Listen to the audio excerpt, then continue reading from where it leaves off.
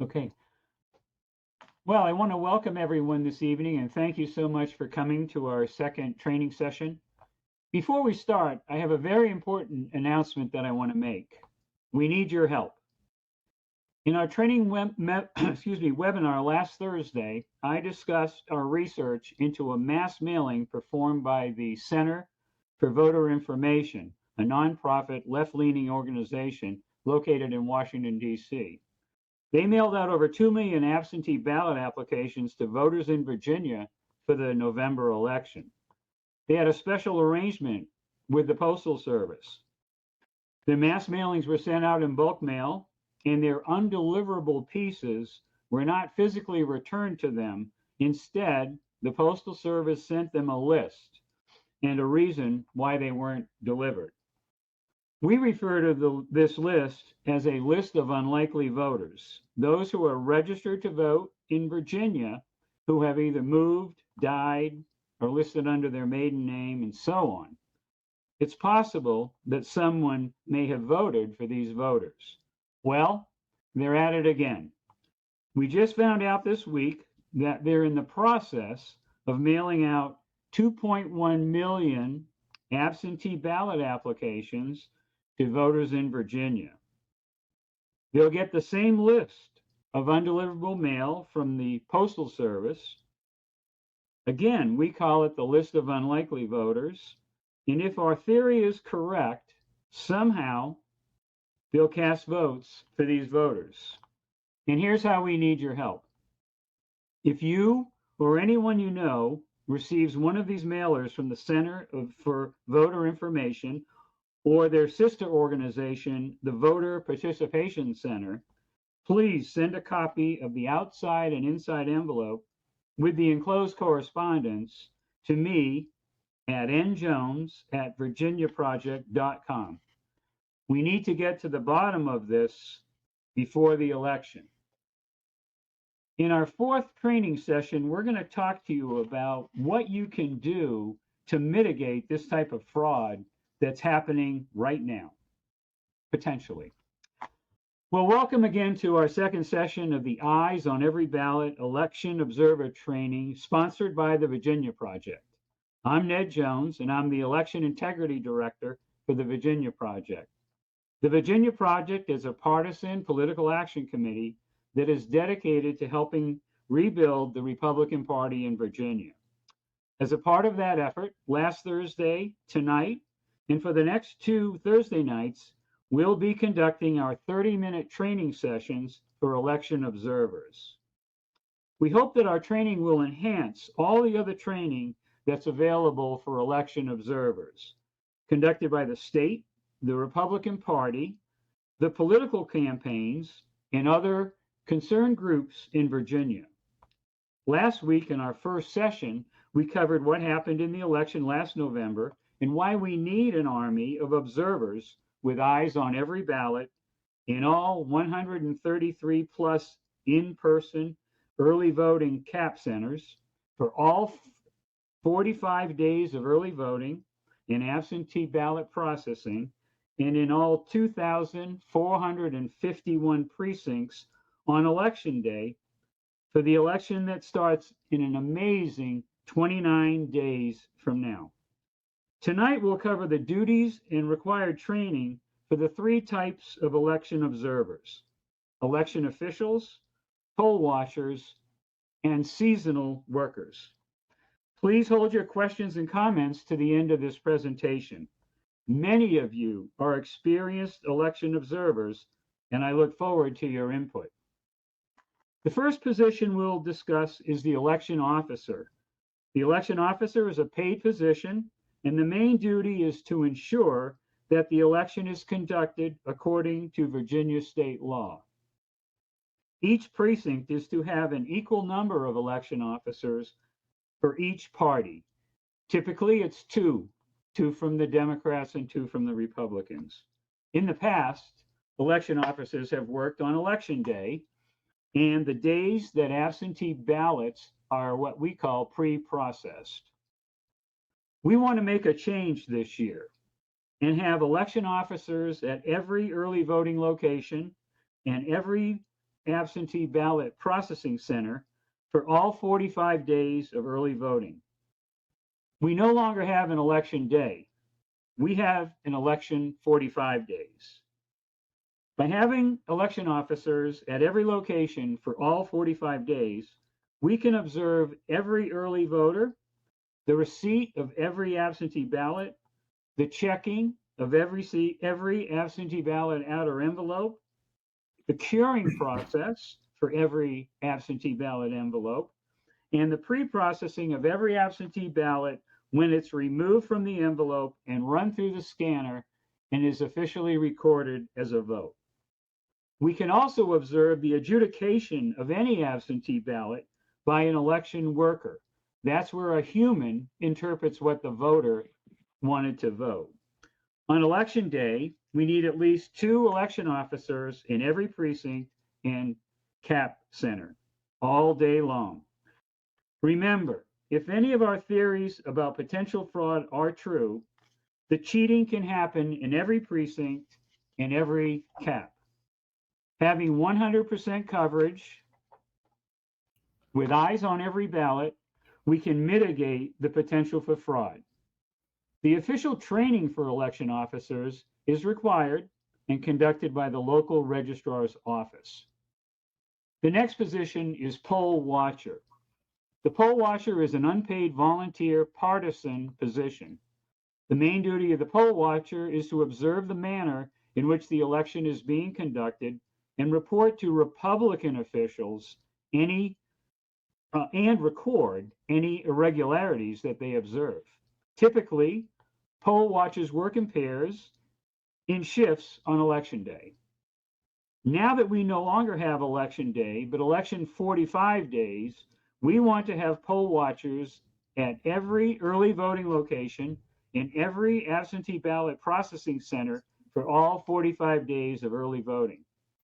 By having poll watchers at every location for all 45 days, they can report irregularities to Republican officials as they occur, and hopefully these officials will have an immediate remedy for the irregularities.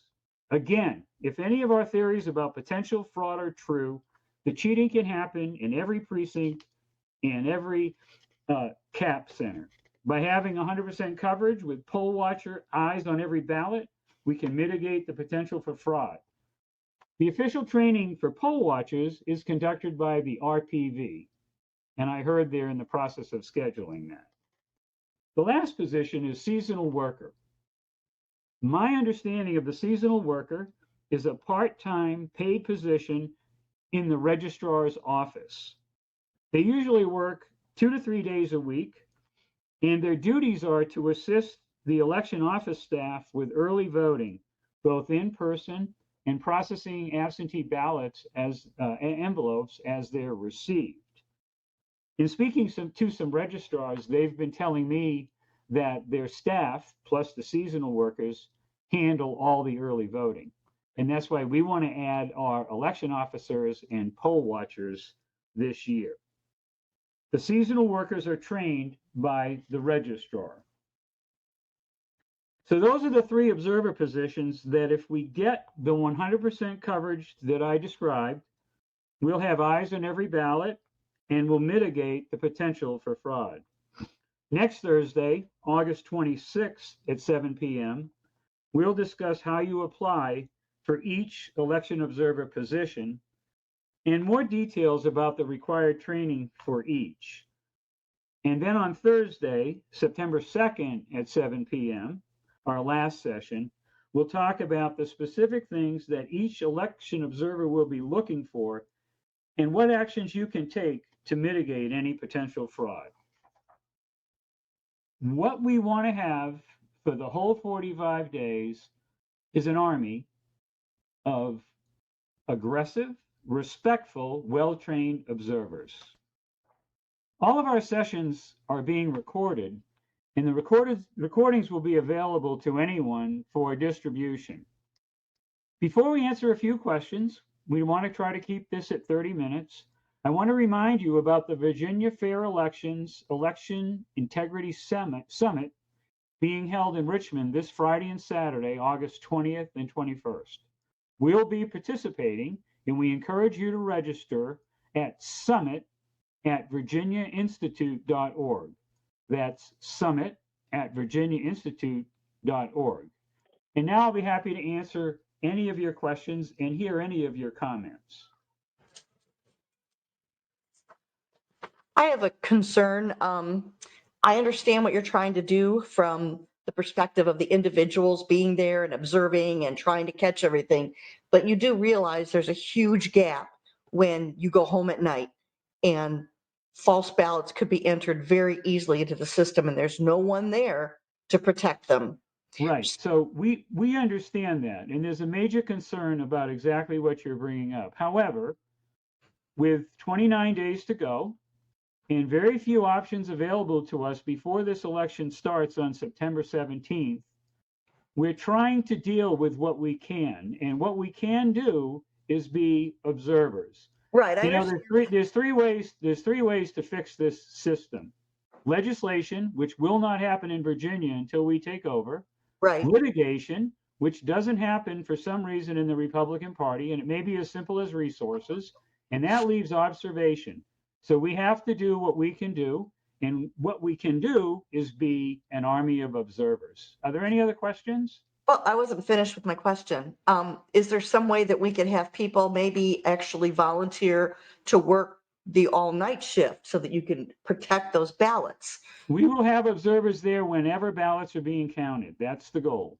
No, I mean when they're being stored. That's my concern. Is there some way we can have someone to protect those? That, you know, I have no idea if we have, when they're being stored. What do you mean when they're being, I thought they were all in a central location where we're observing.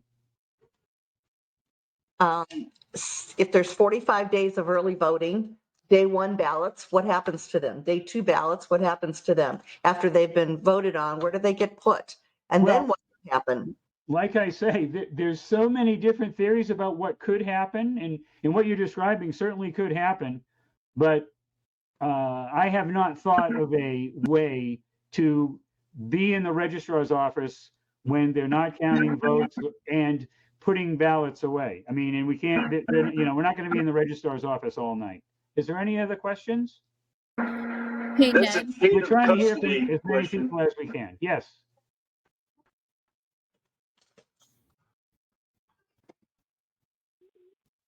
Hi, this is Lipika. I can actually, if you don't mind, can I chime in to Mary's question? Sure. Okay.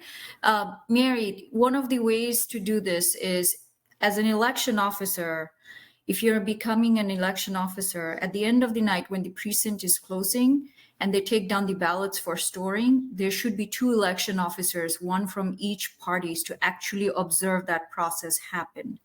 Now, here's the second piece to this.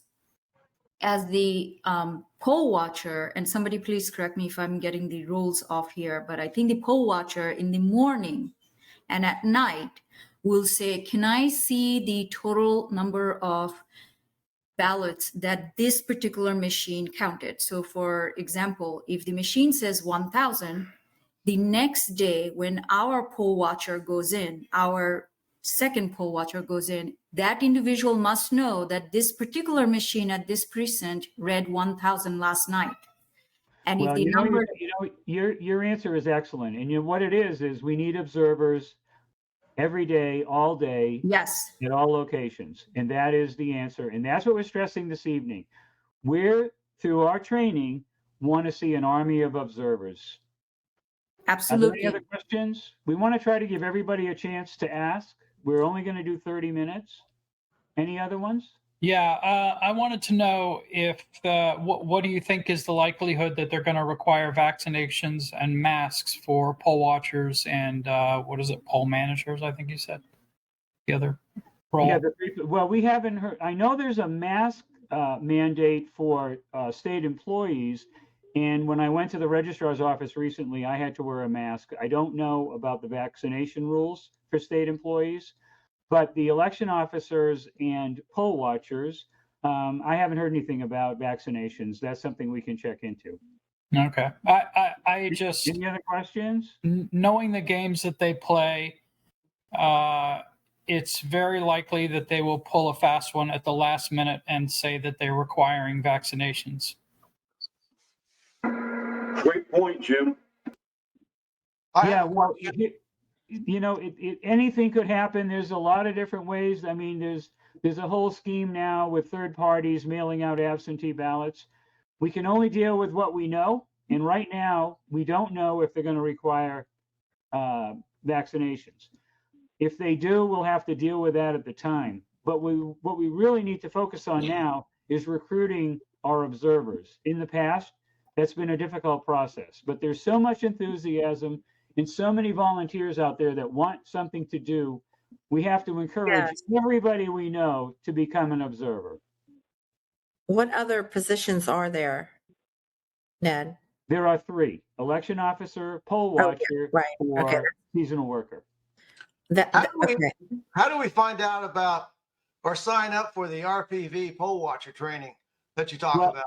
Next week, we're going to go through in detail how we do that. Tonight, what we wanted to do is kind of explain the positions, hear some input from some of you experienced people. And then next week, we're going to talk about how you sign up, what the training is specifically. And then in the 4th session, we'll talk about what you can do to mitigate the fraud as an observer. And Ned, this is Josephine Gilbert, and you inspired me last week because I did sign up. I mean, I wanted to do it, but I finally did it with Fairfax County, not the county that I live in, because they definitely need Republicans. Excuse me. So I did sign up for an election officer. However, I am now concerned about the mask. Obviously, that's a given. You're going to have to wear a mask. But I am concerned about this whole vaccination thing, if we're going to have to show what I like to say, our papers, because I truly object to that. As a matter of fact, I'm fighting an independent living facility where my mother-in-law is, that they won't let me go in there unless I show them my papers. Well, what I'm going to try to do then is get as much information as I can about this vaccination issue for next Thursday, because right now they may not even be telling us about that. I signed up, I took the oath, filled out the paperwork, and they didn't mention a vaccination at all. Yeah, but I think I'd like to know what you guys as an organization would advise us. Because I think I'm with some of the other comments. I think they're going to pull a fast one on us at the last minute. Seriously, they did that with the schools last week. I'm in Fauquier County, so that's where I'm seeing the differences of what they're trying to do. We'll have to see what happens, but like I say, I'll try to get more information for next week's webinar. And thank you very much for volunteering to be an election officer. Oh, absolutely. Thank you, Ned. And they pay us $175.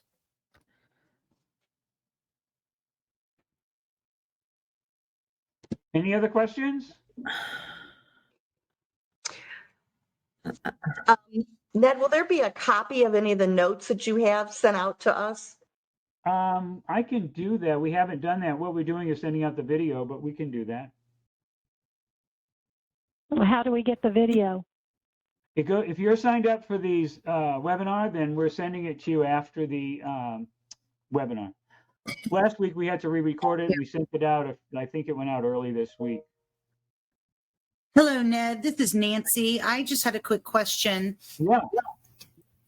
I had signed up to be an election officer in Goochland County, Virginia, about a month ago after your first Zoom call that we had joined. And I still have not heard anything from the election officer. I have suggested for many of my neighbors and friends in Goochland County to go ahead and apply to be an election officer. And all of them seem to have done that were on our Zoom call. And we've received acknowledgement from the Goochland Registrar that it has been received, but we have not been notified of any further steps. What would be your recommendation? That's a great point, because I've heard from others that they tend to ignore us. So you have to follow up. What I'm planning to do is to keep calling until I get some kind of a resolution, because we're only 29 days out. We have to receive the election officer training. And so that's an excellent point. We do have to follow up once we apply for the position. I've also called twice. So I'm not sure is it helpful to notify our GOP leaders in our various counties? Well, the way it works is the GOP recommends election officers and certainly approves poll watchers. So it's probably not a bad idea to see what advice they can give you.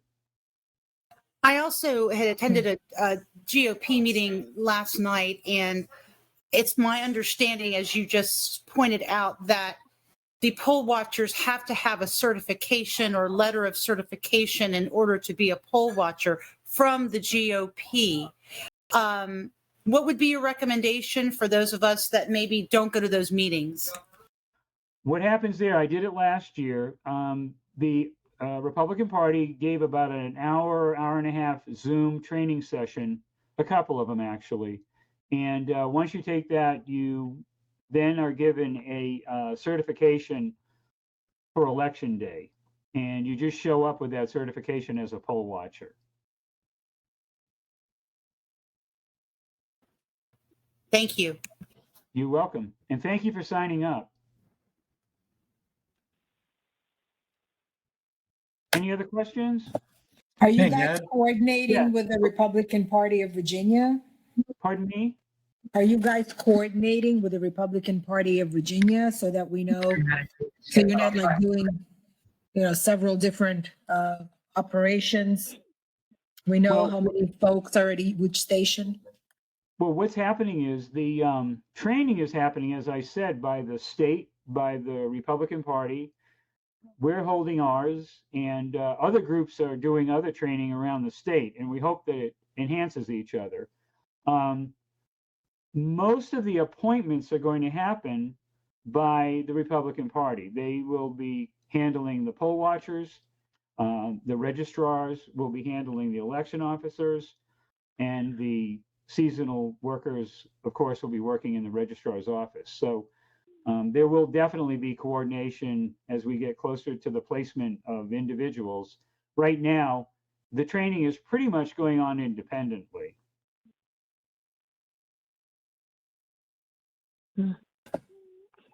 I have one more question. I hope Yeah. you don't mind. No. Who do we call? So if we're over there observing, do we kind of just make notes to ourselves and report afterwards? Or is it something, can we call somebody while we're observing? Well, that's an excellent question. And the answer should be that you get an immediate remedy from someone. Now, as a poll watcher last year, that unfortunately didn't happen. And the issues that I was raising, there was not an immediate remedy. That is handled by the Republican Party. They're going to set up a system where the poll watchers can contact someone either by text or call and get an immediate remedy. Now, I'm not aware that that's in place with 29 days to go. It's our hope that it will be in place for day one of early voting. We think it's incredibly important that we consider all 45 days election days, and that whatever system we're going to use for an immediate remedy on election day is available starting on day one, and that would be through the party. Hey, Ned, may I make a comment? Sure. I think the basic answer to that is to know who your Republican Electoral Board member is, because there's one Republican on each board locally. So know who that person is, and that's the person you contact. If you're a poll watcher and you see a problem, you call that member first and foremost. And then I think Chris Morrison will be setting up some other contacts, but first and foremost, you'd call that Electoral Board member. Oh, thank you for that input. Do they know that they're going to be called? And how do we find out who that is? Yes, they do. And you contact your local party unit, and they'll tell you who the Electoral Board member is, or you can actually probably go online and find out, because there's one Republican on each board. I have a question. This is Yes. Kathy Collins. You say that next week you'll tell us how to apply. It sounds Yeah. as if people have already made application. My question is, when does this training begin? And is the training done through the registrar's office for the officers and the seasonal workers? I can only tell you what I was told at my local registrar, because there is no system in place that's consistent throughout the state. The election, they're in the process of, I guess you'll call it hiring election officers. They'll be trained before, they say before the election. Poll watchers will be trained by the Republican Party, and I do not have a date as to when that will happen. The other training is ongoing now. It's happening around the state by the independent organizations. And I believe the campaign has conducted some training sessions as well. So would you recommend that we contact the registrar's office if we are interested in being an officer or a seasonal worker? Yeah, if you want to do that, you contact the registrar's office about an election officer. You contact the party about a poll watcher, and the registrar's office about working part-time as a seasonal worker. Okay, thank you. You're welcome. You know, All that to be information is online. It's very easy. to be a representative, a poll watcher for a poll observer, you have to go through the county unit or the city. What you have, the city chairman or the county chairman gives you an authorization to enter the polling place as an observer for the Republican Party. You can't do that just by walking in. No, we know. Yeah, we're going to go through that next week when we talk about applying for the position. So you have to work with the local Republican Party for sure. Hey, this is Robert Thomas. Are you going to coordinate all this, shift work and so on and so forth, so we have, continuous coverage at these polling places? Well, we'll be as active as we can in that process. But like I said before, the election officers are assigned by the registrars, the poll watchers by the party, and the seasonal workers actually work in the office. So our idea of having 45 days of observers is a new idea. Many locations only had observers when the absentee ballots were run through the machines. That's called pre-processing, or election day. What we're saying is, and this is, believe me, it's not up to us, but we're going to work with the people that will make the decision to have people every day. You go, bougie girl. I just want to make sure that we, like 10 of us don't show up at the same time. No, that will not happen. No, there'll be a complete schedule. Yes. Okay. Hey, Ned. Yes. To that last caller's question, if anybody, I realize there's a ton of counties in Virginia, but for Prince William County, I can tell anybody from PwC or anyone who wants to come up from a more red county and work in Prince William County, given what you've said, since they can do that, the person to contact is Eric Von Tersch. He's coordinating that coverage issue for the Prince William County Republican Party. I'm putting his name and I believe the right spelling on here. I'll try and find his email, but I just dropped my email in chat. So anybody that wants me to get his email and forward that to you or direct you to him, who are either in PwC or who want to help in PwC, I can do that. Thank you, Brian. See audio setting. Ned. Yeah. Ned, can I chime in quickly? Yeah, is there another question? No, I just wanted to say, if anyone is from Loudoun County, this is Lipika Hyatt. Please feel free to contact me and I'll put my information in the chat box here. I'm actually leading the effort for this from Loudoun, so I'm happy to help you as well. Thank you very much. Of course. Are there any other questions before we wrap it up? I had a question regarding the election officials. How many days is that role for the election official? To be an election officer? Yes. When we have 45 days of voting. Right. Well, what we want is the Army so that we can spread it out and that it's not, constant for just a few people. But at this point, there's no way of knowing what the schedule would be without knowing how many people we're going to have. Okay, so if we've been accepted as an election officer, then it could be up to 45 days. I know that's not the goal, but No, but it would be part of the 45 days if we get the coverage in the advance that we want. okay, thank you. You're welcome. Somebody, I just saw a question down there. The only paid positions are election officer and seasonal worker. Poll watcher is a volunteer. Okay, we'd like to wrap it up unless there's another question. If not, thank you very much for coming, and I look forward to seeing all of you next week on Thursday evening at 7 o'clock. Thank you. Thank you. Thank you.